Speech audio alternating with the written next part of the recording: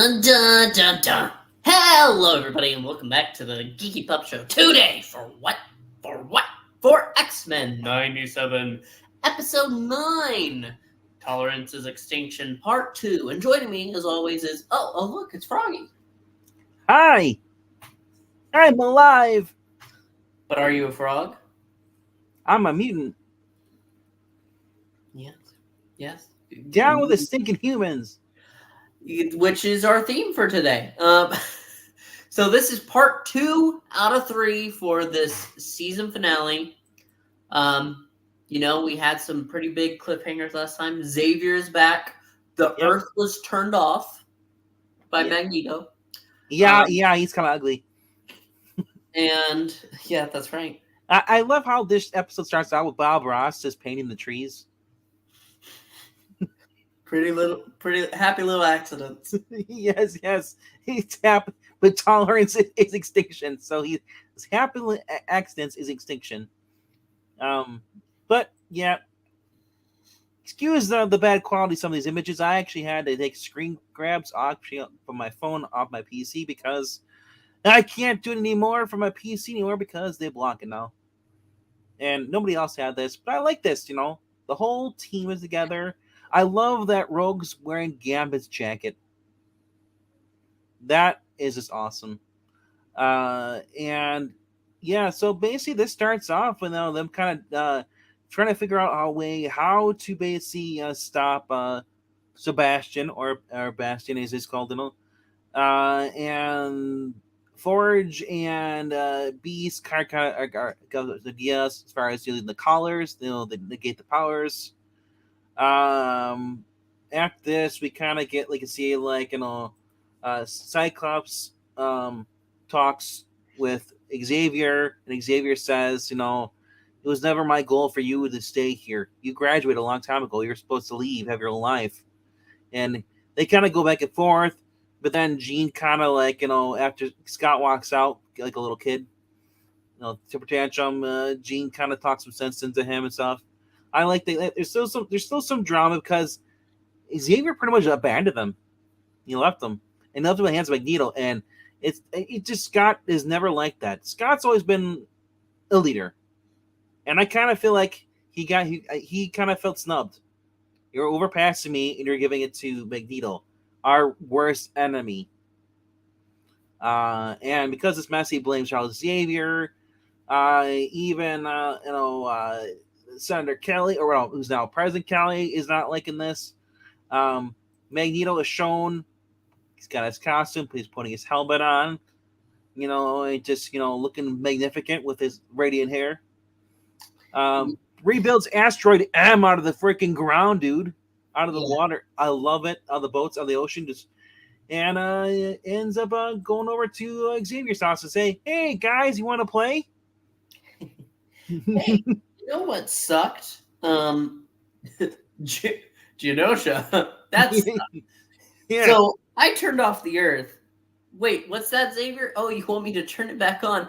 Ha! Fat chance. How about you join me instead? Because kind of like there's not that much time left because even Storm comments about the magnetic forces are basically being disturbed and it's going to cause the Earth to basically die. You'll kill not only humans, but all the mutants that stay behind. And he says, well, come with me to a world of imagination on my asteroid. And he said, we tried your way, Xavier, and this is how they treat us. Basically says, come with me, and we'll do this the correct way. They, time and time again, they keep proving me that he's basically right. And so Rogue, being the traitor snake that she is, because she still wants her Magneto daddy. Because only one out of 2 boyfriends is alive. No. Yeah. No. Anyway, she goes with him, and then Roberto says, "Well, he's pissed off because how his mom basically handed him over. So he's like, fuck humans, pretty much. Part of my French. So they kind of leave then with and of course this leads us some kind of ruins the morale in the troops. Yeah, you need part of your crew, a strong part of your crew, goes ahead and just sides with Magneto, who's bad again. Like, really bad. So this is also the end. This episode marks the end of the Jim Lee costume era. They're going back to the original OG era. At least for this episode. Wolverine goes back to his Australian days. Charles Xavier, it's so weird seeing a dummy in there that's standing. It should be sitting down in a wheelchair. Is there even close? Rogue's got her costume on, and that's actually what's weird about this. This is her costume that she wore after but like the early 2000s, Messiah Complex. So we're kind of going speeding through here a little bit. And but, it's kind of funny because Storm already has her costume on. Yeah, exactly. So I'm like, what? What is this? Yeah, and so they all get this cool suit up scene. They all put their costumes on, and Wolverine's like, yeah, baby. Put in the belt clicking and all that stuff. It's like, man, this is like really cool. This is like the cliche, like, getting costume, getting ready to go to war and stuff. As we pointed out, we got President Kelly is talking to Xavier in his mind. His Oval Office is in the astral projection, astral world. And honestly, so Kelly says, like, dude, my hands are tied. And he's like, well, and Xavier's like, let me handle this, and you don't have to worry about it. He's like, well, if you can't handle this, you know what's going to happen. I can only do so much. We get the badass, let's all walk to the plane real slow. The hero march. Yeah, but the great thing about this, so I love the fact that when Storm comes back with Forge to the X-Mansion region, because the X-Mansion is destroyed, they're gonna go to Muir Island and regroup. That's where they're getting their costumes from. They're on Muir Island. They got their costumes there. And then they decide to basically they're gonna go into two groups. They're introducing the blue team and the gold team. One's gonna go attack Magneto's, and the other ones are going to Bastion's island, adventure, and take on a whole army of Sentinels. But before this, when we see that there's a touching moment between Rogue and Charles Xavier, kind of like before Magneto even showed up, to offer them, and she says like Rogue kind of like says it's you don't know people, man. Like she said. And because he made them mention that remark that maybe Gambit should have been buried here. And he's like, you don't leave your people behind. He's like, basically she forgot exactly how she worded it, but she kind of like put Xavier in his place and stuff. Basically reminding him that he has no right to speak in anything really.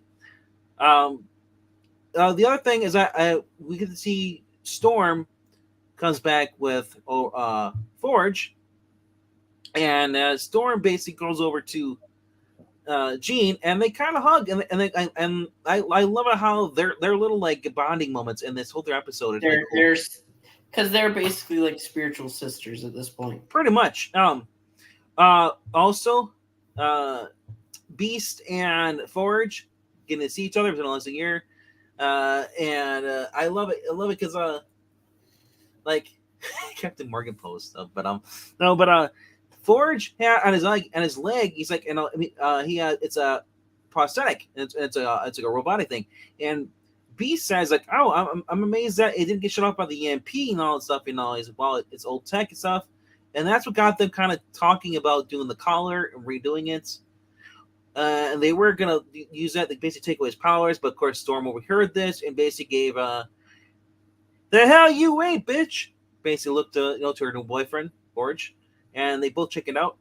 And so, but anyway, the blue team and the gold team. Blue team obviously is going to space. Mutants in space. Yeah, Cyclops or Cyclops if you've watched this channel. Along with Wolverine, Charles Xavier, Jubilee, and I think. They're the team for this. But then we also have on the other team, the gold team, it is Morph, Storm, Forge, and Jean Grey. And what's really cool about this, when they land, they have the more harder task. They're going to Sinister's Island, and they come across tons and tons of just these Sentinels that are being powered and controlled by Sebastian, because Sebastian has the power over anything like technology. So they basically tell Storm, she tells or Storm tells to Jean Grey, telling her like you and Morph go down the island, and we'll distract them up here. And I love how it's like, Jordan's like, I'm not gonna ban you. That's like a suicide. He's like, and she's like, what did she say? Like, they should weather your mind. And she's like, So Jean says, make them mind your weather, and Storm says in reply, make them weather your mind. Yeah. That's a good one. I know, right? I want some more team up, more stuff for them. So we get this giant freaking tornado that Storm creates to take out a bunch of them, while they're also playing keep away with in the jet and stuff. Magneto over on Asteroid X, or whatever Asteroid, XYZ, whatever it is now. Asteroid M. I'm sorry. Asteroid. He's had multiple asteroids, though. Multiple asteroids for multiple men. Anyway, he's looking badass in his chair, and his chair is actually a Sentinel hand. He's sitting in it. Yeah, I didn't really notice that, actually. Yeah. It's a badass thing. And the X-Men are showing up there, but and of course Wolverine's gonna like, badass, I'm gonna go after him, and he basically gets yeeted away at first. They all kind of do, and we kind of cut back over to on the island. It's Incredible Hulk. Wait, that's not the Hulk, that's Morph. And they do a freaking fastball special. She uses her telekinesis basically to lift him up and throw him through the Sentinels, and he's just going, Morph smash, Morph smash. So it looks kind of cool. That's going on. And then we get to see a one-on-one with Jean and Sinister. Sinister's playing mind games with her. And of course, Sinister is getting his ass kicked. He ends up calling on, taking control of Cable's mind. And using Cable to basically, because Cable has telekinesis as well. He heard it from his mother, Madeline Pryor. He got it from his mama. Sinister basically uses him and overpowers him, and basically has him use his powers and overwhelm Jean. Jean calls out to basically Cyclops. They just got Magneto's helmet off, and we got a little clip right here. And we'll just show it right now.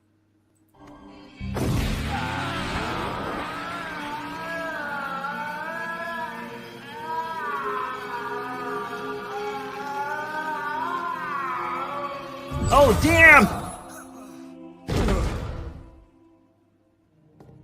He got fall and go boom. Sorry, sir. Gold Team still needs more time. What a dick. And doing that. Oh, dude, this is awesome. I love this. So great. Reminds you of the X-Men Fox movie. He puts a helmet on Onslaught right there. Yeah.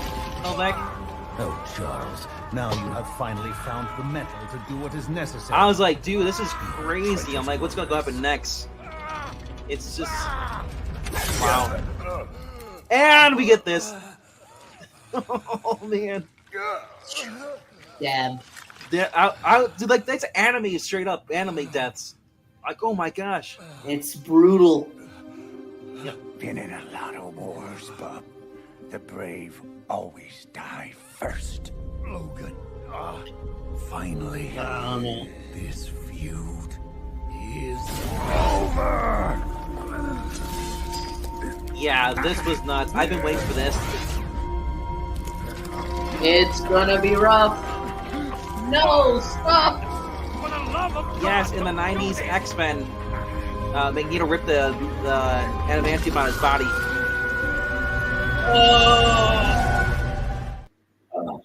Which is so messed up because when it comes to Wolverine get his adamantium ripped out of his body, I was wondering How does he get it back? Or they just relaunch the book? Turns out it's actually later in about 50 issues or I can't remember how long it was, but Apocalypse basically makes a deal with Wolverine, who's basically been in constant pain. His healing factor's all messed up because he doesn't have adamantium anymore and all this stuff. He makes a deal with Apocalypse. Apocalypse says, I'll give you restore your adamantium so you can be whole again in return for you becoming my fourth horseman, Death. And Wolverine have basically resisted mind control before, thinks no part of it, and ends up basically being Apocalypse's new bitch, and kills a lot of people and regrets. But that's probably been swept under the rug because they keep rebooting the X-Men every 5-10 years. But anyway, dude, that's so crazy. Honestly, it's you knew it was coming because when you saw this the blades here on the photo here, but I just love that. I watch it over again, and I love he says it's like I've been in a lot of wars, it's usually the brave that die first. Wolverine looks like I don't think they're gonna kill him, but it's like me. My question is, Magneto now dead? I think that's why Magneto did it. Like Magneto got stabbed through completely through the chest, I think, right? Yeah. Yeah. It's like him doing that. Blood is dripping out of his mouth. Yeah, I know. It's just like, no, it's like, is he dead now? Dead? Or they'll be like, we found a way to keep him alive. If they do that, I'd be like, I'm really pissed. I'm like, we had to kill Gambit, but we're gonna give three tries. Third time's try. Right? But yeah, that is just nuts.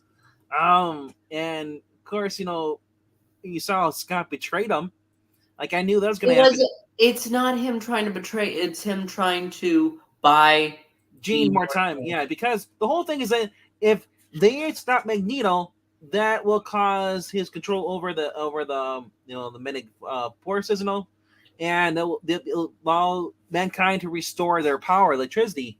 And if they do that, that risk is basically all the hybrid Sentinels coming back online and all that stuff. So they needed to take out Magneto after the Gold Team takes down Sinister and all them. Gets done, yeah. Yeah. So and Jean not wanting to lose another wife makes a hard choice. Yeah. He's like, no, sorry, need more time. Right. Honestly, this is like, it's just insane. This is the second part of the 3-part finale. What is next? Obviously, they're going to defeat Sinister and stuff, but who else is going to bite the dust? Wolverine. You saw his adamantium ripped out of his body. Is he gone next season? I don't know. I actually think that could be like he'll have a little segment like Storm did for this season. You think so? You think he'll be traveling on his motorcycle, trying to get healed and stuff? Trying to figure out something for himself. Yeah, I do. Because honestly, would be kind of nuts if they did pull that storyline with Apocalypse coming back. Apocalypse was an original series, so they already had the Horseman Apocalypse. But you know what? They could say we're gonna ignore that, because most people probably have gone back and watched and probably won't care. We'll bring Apocalypse back again because we bring back villains all the freaking time. The other thing I think is that Bishop is still gone. Yeah, Bishop could change the whole timeline thing and reset everything. Causing this. That's something we're gonna have to wait. Bishop goes back and just kills Sebastian. He does the whole John Connor thing. You don't need to exist. Boom. Right. And also the fact that Charles Xavier admitted that he knew about Bastion as a child. He went to go visit his mother, but his mother would refuse to let him go to the mansion. His mother was a bigot. Racism. But which doesn't make sense because she talked about how fondly she was of him before she turned into a Sentinel. Yeah. Makes me wonder if who's lying and who's just trying to cover their ass at this point. And like obviously he left the Charles left the Shi'ar.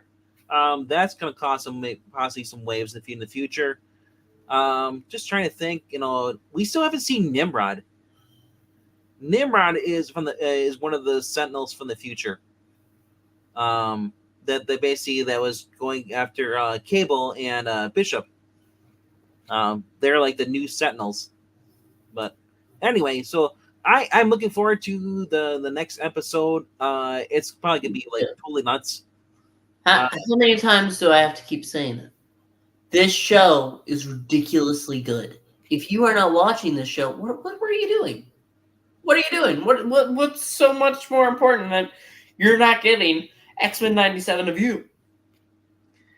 Yeah, I pity the fool who thinks that this is all woke and all that BS crap and just refuses to watch anything because they heard somebody say something and they automatically write something off. That shit annoys the hell out of me. People tell me, I hear people say, "Oh, this movie's bad." I'll go watch it, and 9 times out of 10, I like something that somebody on the internet has said, "Oh, this is great. This isn't great. You should go watch it." Or they say it is great. You should go watch it. Case in example, Napoleon Dynamite is horrendous, but yet people liked it. It became a fad. Honestly, I've been liking this since the very first series, came out back in the 90s. I'm looking forward to this. My only thing that would be really cool to come out of this is if they let Christopher Daniel Barnes come back and reprise his role as Spider-Man. We need the 1996 Spider-Man or whatever it is. I think it's 97 or 96. I think they said it would be 98. 98. Honestly, that show was awesome, and they could totally do some more crossover. Obviously, because I want to know, are the Avengers going to show up in the next issue? Are we going to have Avengers versus X-Men because of this crap? It's going to be hard because it's going to be a whole new world because the whole world is failing. A whole new world. That's where we'll be. Avengers versus X-Men. Yippee-dee-dee. No, honestly, because there has to be, if it's not at the end of this season, it's going to be like the next season. They're going to have this because we haven't heard anything about where S.H.I.E.L.D. is. We haven't heard anything about as far as the Avengers. The only thing we know is Captain America his hands are tied. He wasn't going after the terrorists. But if the whole world sees the X-Men going around doing things, causing stuff, like Magneto was part of the X-Men, and they're scared right now, this could cause basically the X-Men has to fight against the Avengers, because Avengers basically like, well, sorry, we're going to force this, but you're scaring the world, you're causing too much trouble. I mean, man, do you imagine Avengers as basically as the cops, the world police going against the X-Men, and did you just basically have like, wow, that, because honestly that'd be kind of cool. The other thing is that I'm getting kind of sick of them just having Morphin to be like different other characters.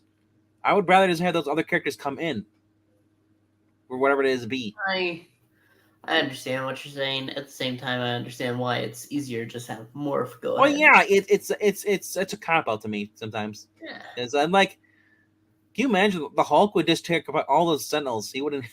He wouldn't be knocked out. The Hulk would just smash them all. I understand that, but at the same time, I think it's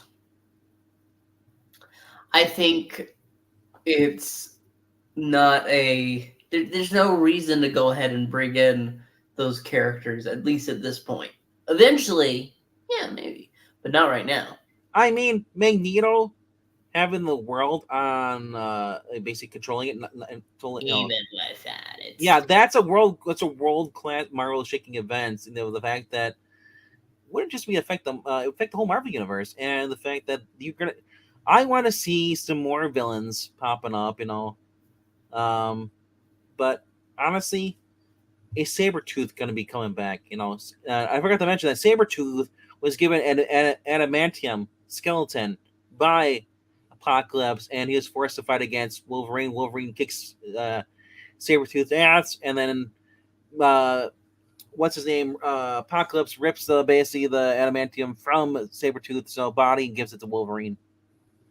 Like, I mean, I want to see what's going on. They're really pushing on stuff. Will we have no more mutants? Will we have Wanda? Will we have M Day? I don't think so.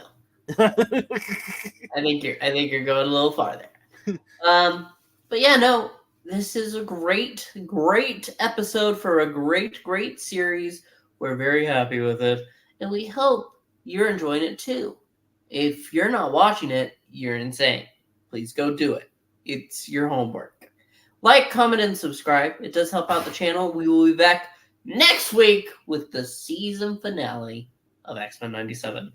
Thanks so much for watching, and good night. Goodbye. Farewell. Watch your back, Jack. Oh, good.